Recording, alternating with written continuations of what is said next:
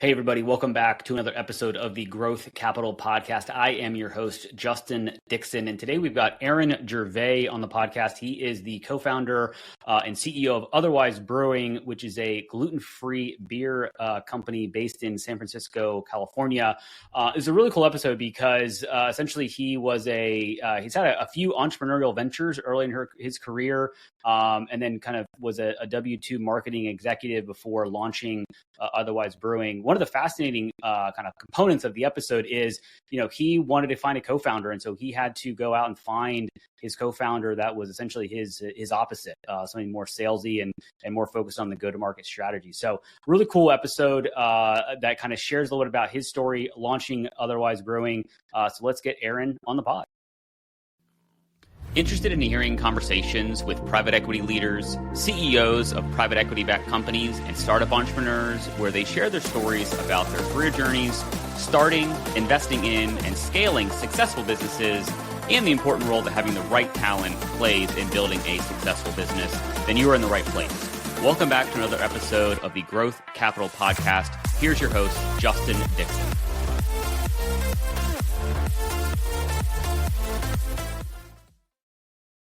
Aaron, welcome to the podcast. Thank you for being a guest. Thanks for having me, Justin.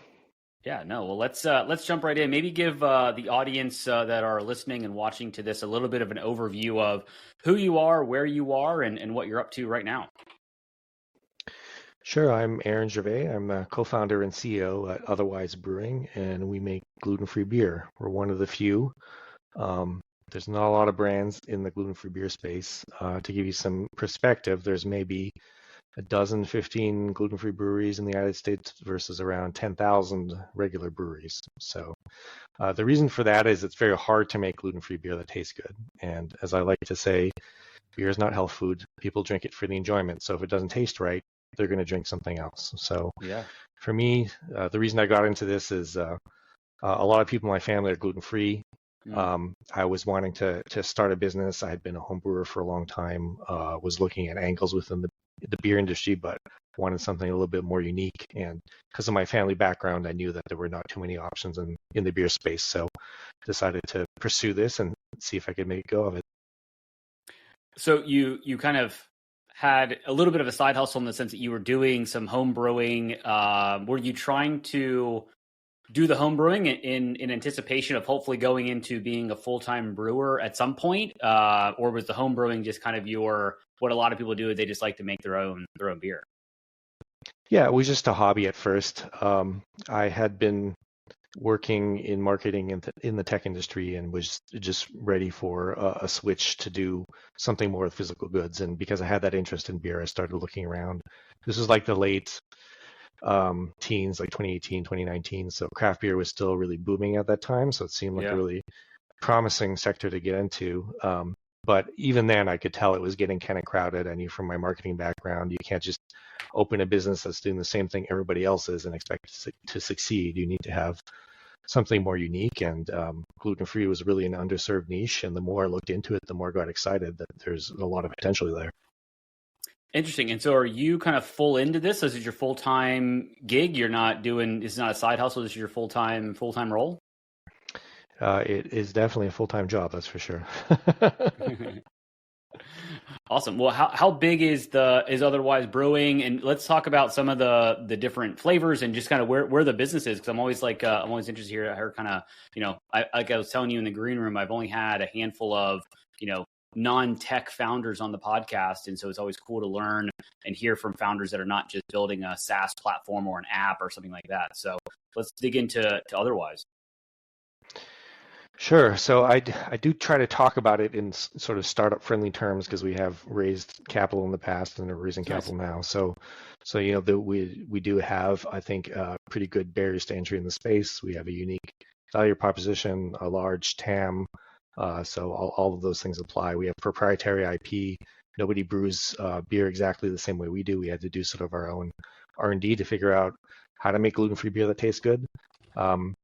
We're sort of unique in that we came to this space being, me and my co-founder, neither of us being gluten-free ourselves. So we knew what beer was supposed to taste like. Most of the other gluten-free breweries out there, they're lifestyle businesses, people who used to drink beer. They developed celiac disease. They really missed it. They decided to open up a brew pub or something like that. But as far as I know, we're the only ones who came at it to say, you know what, there's a ton of people who are gluten-free out there. Beer, it's the most popular alcoholic beverage in the world. There's a large unmet market demand here. A lot of people would like to drink beer, but they just don't know that there are options for them. They've given up on it. They go to the bar, they'll ask, what wines do you have? What ciders do you have? Not even thinking there could be gluten-free beer. So our real vision is to blow this up and make this into a mainstream category. I would love to do for gluten-free sort of the same thing that Athletic Brewing, if you're familiar with them, did for non-alcoholic beer. They were one of the first non-alcoholic brewers that really made it into a popular segment. I talked to the founder a few years ago, Bill Schufelt, and he told me when he first started his company and he was looking for investors, he'd get laughed out of the room because people were saying, well, non-alcoholic is this stagnant little niche market within beer. It's never going to grow beyond that. And he said, no, the problem is it's just nobody's ever really made a non-alcoholic beer that tastes good. And there's plenty of people who'd like to have a beer, but they don't want to, feel the effects the next day. So if we can make a delicious product, this will be a huge category. And lo and behold, it is. It's a multi-billion-dollar market now, non-alcoholic beer. So we really believe that gluten-free can do that same thing. Gluten-free, it's nearly 1 in 3 Americans avoids gluten. That's been consistent for almost 20 years now when you look at the surveys. So there's a ton of people out there who like beer and are not drinking it because they're avoiding gluten. So we would really like otherwise to be the one that makes gluten-free a staple of beer, something that everybody has in their fridge. I love it. And there's to your point, there's a ton of people that are gluten-free. I know a lot of people that are gluten-free. I guess you mentioned that you have some IP and a proprietary way to make gluten-free beer and make it taste good or as good as a regular beer. Like what are some differences in the creation of beer and in the brewing of beer that you have to do that to make it gluten-free or to make that gluten-free beer taste better or taste good that maybe a normal brewer doesn't have to go through? Like what are some of the uniquenesses of your process without giving all away your IP essentially? Right. Well, so you're starting with different raw materials. So we start with gluten-free grains. Beer is usually made with barley, which has gluten in it. Sometimes it's made with wheat or rye. Both of those also have gluten in them. So the typical brewing grains all have gluten. So we can't use any of those. So we use mostly rice. We use some millet as well. Those are the two staples, and then a handful of other ones sprinkled in there. But they're all malted, which is malting basically just means you put a seed in water and it starts to grow, and then you stop it from growing. And what that does is it activates a whole bunch of enzymes. And traditional brewers, there's happy accidents of nature where the enzymes will just line up at the right temperatures and moisture contents and everything to be able to just extract what you need out of those grains when you put them in the water. That doesn't happen with other types of grain, especially the gluten-free ones. None of those enzymatic things that you need, none of them line up. So a big part of our IP was figuring out how to get all of those things to line up properly so that we can extract the right components from other types of grain. And once you do that, and I apologize, it's probably a little technical. It's great. Once you do that, once you extract all of that, what you basically have made is food for yeast, and the yeast go ahead and make the beer for you. So if you can give them the food they want to eat, then they're going to make the beer that you want at the end of the day. So our job is to figure out how to make that food out of different types of raw materials, and our IP is all around that. How do we manipulate the raw materials or the process to be able to get that end result to feed the yeast? Got it. Interesting. And so you started this business at least on a handful of years ago. You said like 2018, 19, right? I guess what kind of caused you to kind of make that leap and ultimately quit your job? Obviously, you had a career in marketing, and it sounds like you had a passion around beer. But there's a lot of potential risk that goes into leaving a stable marketing job to start a brewer or start any kind of business. So I always like to kind of understand people's kind of origin stories and their mindset going from being a W-2 employee to starting a business. So like, what was the trigger point, or what was the tipping point for you to kind of make that transition? I've always been really self-motivated. I mean, before marketing, I was working in the arts as a freelance composer, so that's very hustle focused. And It is sort of like running a business, like a consulting business, because you're sort of limited by what you can do as output as one person. I had run a couple of arts nonprofits. I tried launching a music education app for iOS that didn't really go anywhere. So I had dabbled in entrepreneurship already, and then just working the W-2, it was not as fulfilling for me. I really have that desire to be my own boss and make my own mark in the world. So that's really what motivates me. So definitely, you work a lot harder.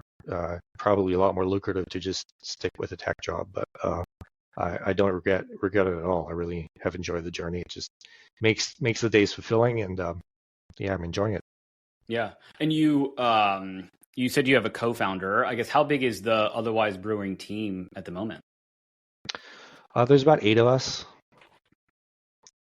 Yeah, so me and my co-founder. Are they mostly, I guess, how do you and your co-founder kind of split duties? Because a lot of times, I think that's kind of fascinating. A lot of times you find a co-founder who maybe is your opposite, right? Like maybe that person's more salesy and you're more, technical or behind the scenes. Like how do you guys kind of divide and conquer? Exactly. That's a really good point. When I was looking for somebody to work on this project with, well, I knew right away I didn't want to just do it by myself. I wanted to have a co-founder. And that's because I had been in other ventures before where we all kind of had the same interests, and we all tried to do the same things, and there would be a bunch of important stuff not getting done because nobody wanted to do those things. So I was really looking for someone who was opposite of me. So my co-founder, Stellar, comes from the beer industry, mostly in sales in front of house. She's very outgoing. She loves meeting new people and doing the door-to-door sales aspect of beer that is necessary in the industry. So those are not really things that I'm particularly good at, and I'm not that passionate about it. So if I had to do all that on my own, I don't think I would have gotten nearly as far. So I focus more on the production side of things, the IP, and then now the overseeing the manufacturing, and then the finances and the marketing, of course, given my background. And then she does all of the sales. She handles some of our social media, and she also manages our tasting group. How did you know? You said her name was Stellar. Is that you said her name was? That's right. Yeah. Mm-hmm. And did you know her before you decided to start a business, or how did you go about kind of finding her and then convincing her to be a co-founder in the business? I did not know her ahead of time. I met her as I started talking to people in the beer industry, trying to validate this idea that I had.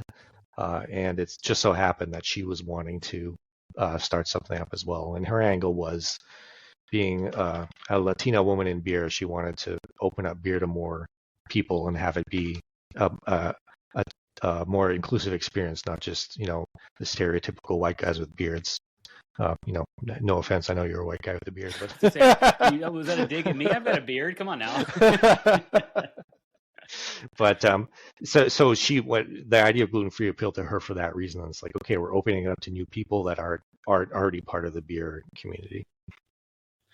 And it's very fascinating because I think, a lot of times when you're starting a business, co-founders almost sometimes I hear you already know them. They kind of, you almost like stars align and you meet them at a conference or something like that. Like it sounds like you kind of almost sought her out and it's in a way. How did that first kind of conversation go around? Hey, like, can we work together? Because, starting a business together is like a marriage, right? You're contractually obligated. There's financial things that get intermingled. You have to work with that person on a regular basis, right? So like, how did that courtship process work? Because you obviously had the brewing and that kind of side of it, and she obviously had the sales and marketing and the passion around building a more inclusive environment. I'm very curious how that kind of courtship process, and then once the rubber meets the road, because everybody wants to start a brewery, right? Or everybody wants to start a bar, but right. Then like, oh, we need finances, oh, we need space, oh, we need to hire people, and there's risk, and I'm just curious how that kind of conversation started and kind of evolved. It was sort of a slow development. So, I mean, we met in 2019 and we started exploring the idea, but we didn't launch our first beer to market until 2021. So, okay, there was a period of getting to know each other, seeing if we wanted to move forward or not. And then once we were sort of decided that we wanted to do it, we started with some of the formalities, getting a co-founders agreement in place and making sure we were both okay with the kind of commitment and risk that was involved. And then from there, we worked together on the R&D. So, I was doing all the actual test brewing and stuff like that, but then we would decide on what we wanted to test and what we wanted to work on together, and she would evaluate things with me. And so there was that whole process, and then through all of that, we started discussing our go-to-market plan and how we were going to launch and what we were going to focus on to start with and all that stuff. So we had a good period of like a year and a half of getting to know each other while the stakes were still pretty low. Neither of us had put in that much money or time or quit our jobs or anything. So it was it allowed us to get to know each other gradually. And how do you like launch and start and expand a brewery company? Because obviously you need to create beer, right? And then you need to make sure it tastes good. And then like, how do you kind of go from this beer tastes really good to then going and convincing a bar or a restaurant or some type of distribution channel to, take a risk on you and put it in their shop or their bar and all that fun stuff? How does that kind of evolution work? Yeah, so I mean, having a unique niche like we did, that helps a lot. We didn't find that we had too much trouble getting bars and restaurants to try us out, just because you would talk to the bartenders and they'd be like, oh yeah, people ask us for gluten-free stuff all the time and your beer tastes pretty good, let's give it a shot. And there wasn't a whole lot of competition. If there was anything, it might be like some beer nobody had heard of from the other side of the country. So they were really excited to have a local option. So getting new accounts at the start was really quite easy, much more so than if we were just a traditional beer brand. And is it really just kind of walking into a bar and saying, hey, can you try this beer, bartender or manager? We want to, do a pop-up and get, create some buzz, or like, how does that getting distribution or getting on their shelf kind of work? That's the traditional way to do it. Beer sales is still pretty old school. I knew that was not going to be scalable for us because we were bootstrapping it. We didn't have a lot of cash to burn, so we needed to be much more efficient in terms of qualifying leads. So I did some, I guess you'd say, database marketing. You can find the list of all the licensed alcohol establishments in the state. That's a matter of public record, and then you can write some little API scripts to populate information about them and scrape what's available online and find contact information and then start reaching out to people and figuring out who's more likely to be a prospective account or not. So we did that pretty intensively, like 2022, 23, and that quickly helped us to like triple the number of accounts we had. So we tried to find a model that was outside of the tried and true, because if you just go out and hire beer salesmen, they're going to be expecting to be in their car driving around giving out samples to people all day, and that's sort of how they make business. But as the beer market has gotten more competitive, there's been a lot of pressures, not just for gluten-free, but for any beer brand, on costs over the past 5 years or so. So that model is becoming less and less feasible for all breweries. And so us, out of necessity from the start, we were looking for more efficient ways to do sales, and it's really served us well in the long run, just having had that experience early on. And I guess how or where is your beer? Like if I'm in you're based in San Francisco, I think you said, right? Right. Are you just geographically focused on San Francisco, or how? And if so, next time I'm in San Francisco and I want to try gluten-free beer, are you in more restaurants, or are you in grocery stores? Both? Like what's your distribution like? Yeah, we're in both. We are mostly focused in the Bay Area for now. Though it's interesting, we're talking right now because we're in the middle of negotiations with distributors to cover the rest of the state. So nice. We're hoping to make a decision imminently within the next week or two on who to go with. But our strategy over the past year and a half has really been to go deep within our existing market rather than go wide, just because you save a lot of money in logistics that way.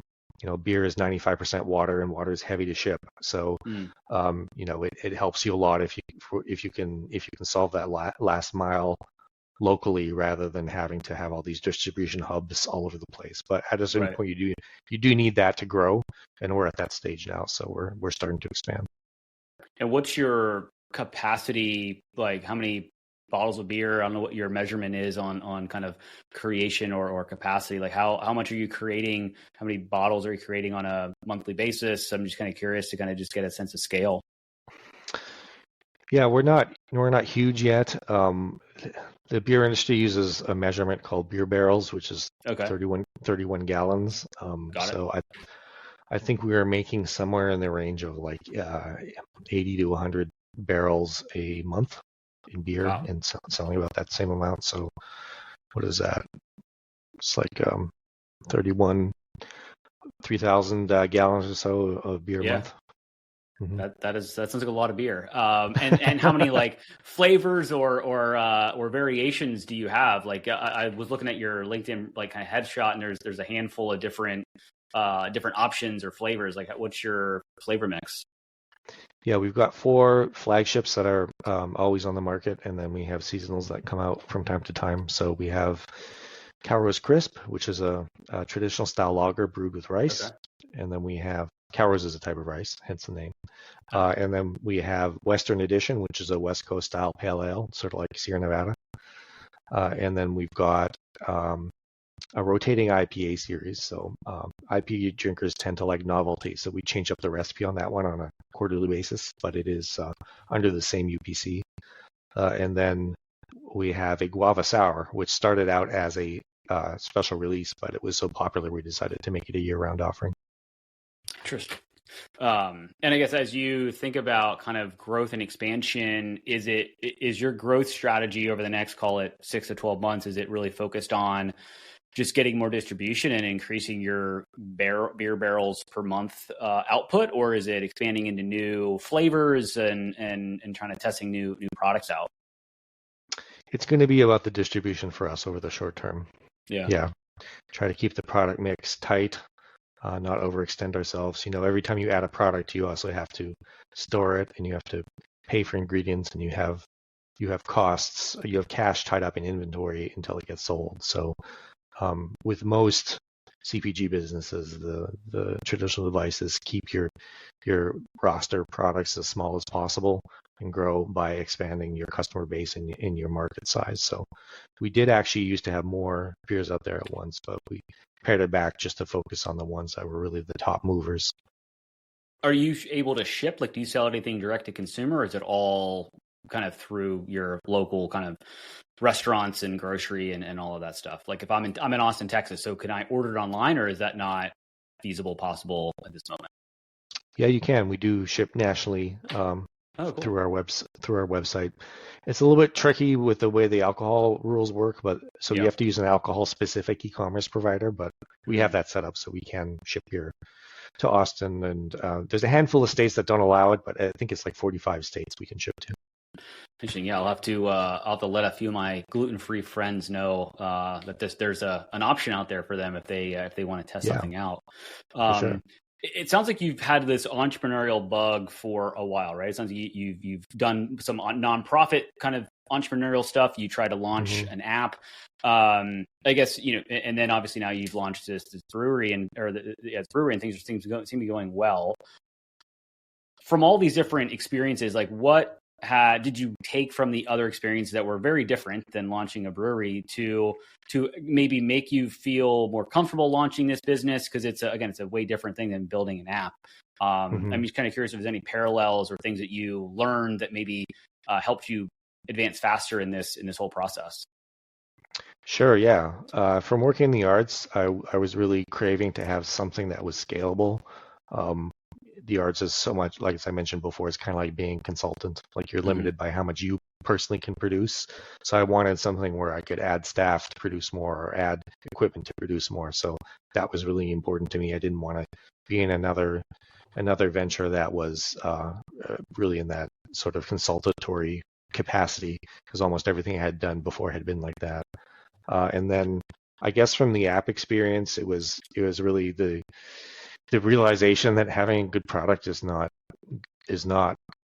enough. That's Mm. part of the battle, but it's really only a small part of the battle. Like once you have a good product, that's when the real work begins in terms of like building brand awareness and getting people to try it and managing those customer relationships and all that stuff.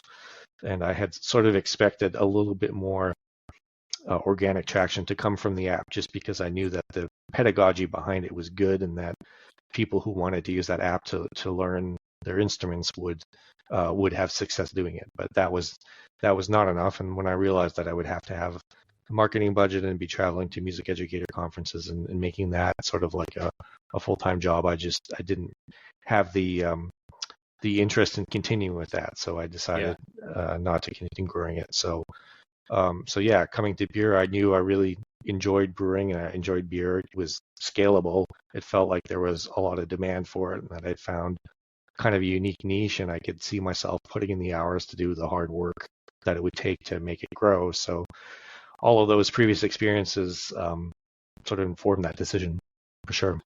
That's interesting, and I'm curious. As you were talking there, I kind of was like brewing, and anything that you create that is kind of that you taste. You have a different taste palette than I do, like everybody else does. How hard is it to brew a beer, and maybe it's right early on in the journey, you brew a beer that you think tastes really, really good, and then you take it to a market and they're like, nah, not it. And then conversely, if you like, hey, the beer's good, it's okay, but then everybody loves it. Like, have you had to kind of, I guess, trust your gut to either go with one that you think is just, hey, I trust that I know my taste palette's the right one, or how do you kind of adjust which ones you launch? Because you said the sour was something that was kind of a seasonal thing or a test, and now it's so popular that it's part of your flagship 4 products. Like, I'm just curious kind of how you balance that. That's a really great question, and you see approaches that go in both ways in the beer industry.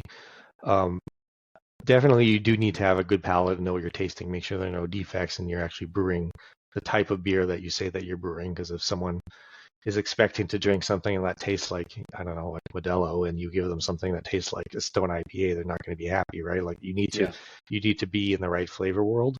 But then when it gets down to those nuances of like, okay, it's a quality made product. After that, it becomes very subjective, and you just have to kind of look at the sales numbers. Another thing we look at in the tasting room is we look at which beers come back with the glass empty or not empty. So if we see, people have different tastes, of course, but if we consistently we see a particular beer is coming back without people finishing it, then we're like, okay, maybe that recipe needs some more work. So yeah, we definitely are driven by factors outside of our own personal judgment. But then within the brewing industry, you'll find a lot of boutique niche little microbreweries that are not really trying to expand on a commercial level. They just kind of want to be able to keep the doors open, and they've got sort of brewer run by somebody who has very strong opinions about what beer should and shouldn't be, and then they'll have a very unique interpretation on the style, and they sort of find their niche following, and those are the people who go there. But I think as a general practice, that's much harder to pull off than to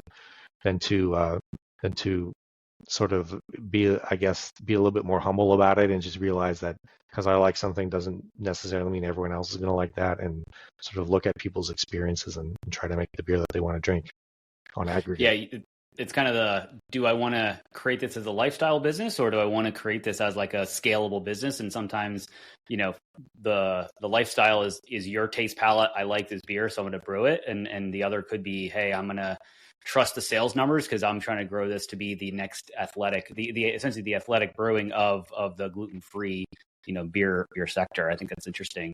As I mentioned earlier, a lot of people I have on here are tech folks, and so we talk a lot about AI and how AI is disrupting or helping and all that fun stuff.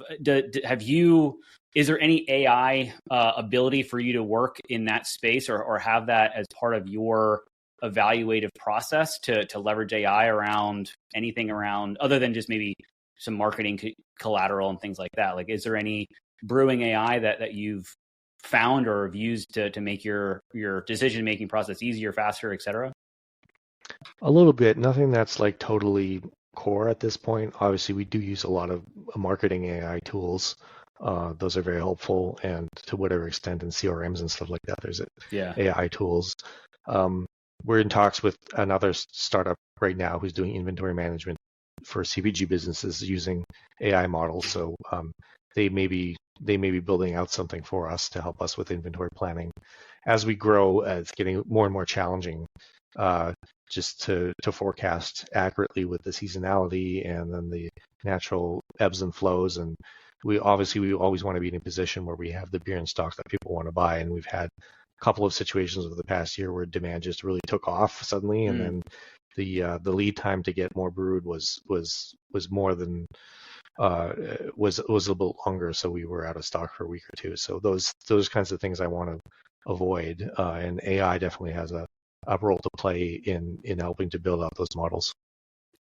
Interesting. And I guess if somebody's listening to this and they maybe they're a home brewer and they've always wanted to, launch a brewery or whatever the case is, like, what are some like maybe useful tips or tricks or things that you learned through your, multi-year journey doing this, to maybe help that person listening to this to maybe avoid some of the potholes that you fell in and had to jump out of. I'm just curious if there's any things that you would wish you knew before or when you were starting that you know now. A couple of things. I mean, one of them is be really clear about why the world needs your product. If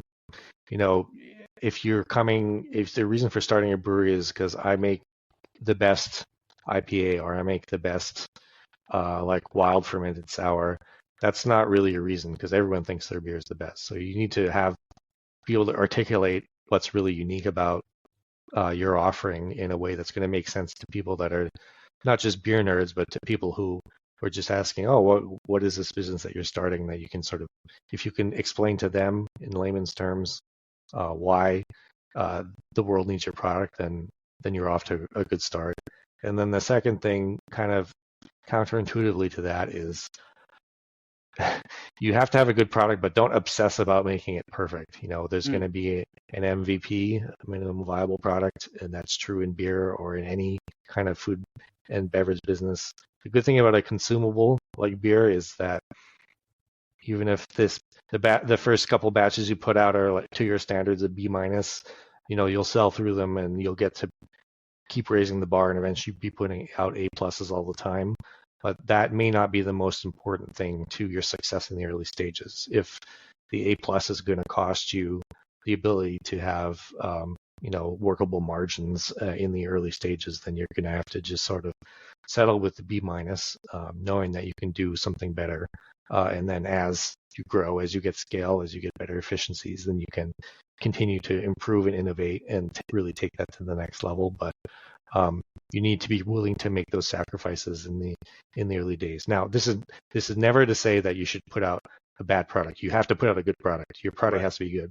But there are these shades of nuance that the typical consumer is not going to notice. And great if you can get that from the start, but don't be a perfectionist about it either. Figure out what your MVP is and then go prove it out on the market. Love it. As we wind down here, I guess, we're recording this early October 2025. If we jumped on a podcast a year from now, what's like one or two things that you are trying to achieve in the next 12 months that, you'd be excited to come back and share? Yeah, we really want to expand that distribution. We want to break out of our home market. I think our reasons for staying local were good ones. They were based in sound business fundamentals, but right now our next real challenge is growth, territorial growth, adding new markets for our products. So I would hope to be in a lot more markets than we are now. Awesome. Very cool. Well, I appreciate your time. Let's end the episode like I do all episodes with a 3-pack of questions. First question here: what is an influential book or podcast that you would recommend to the audience? The book I usually give when I get this question is Debt: The First 5,000 Years by David Graeber. I don't know if you know David Graeber, but he sadly passed away during COVID, not from COVID, from something else. Okay. But I don't know this book. He's an anthropologist and an economist, and he has written a lot about the history of finance, like where these concepts came from, how they evolved in society, how they changed over time. And it totally changed my thinking. Like I'd always had this traditional thought of like first there was barter, and then people had like gold coins, and then after that they would got paper money, and then now we have credit. But it's not like that. He showed that actually debt came before money, and that there was really good reasons for this structure to evolve in certain societies and not in others. And it's just a fascinating read from cover to cover. Got it. Interesting. Yeah, like I love when I get books that are not the norm, because I get a lot of the same books. So I'll have to check that one out. Favorite thing to do outside of work, other than go have a nice beer somewhere, I guess, because that is your job. Yes, I really love to cook. That may be why I got into brewing in the first place. So yeah, I will make fancy meals for me and my wife, or we'll throw dinner parties. That's kind of my favorite fun thing to do.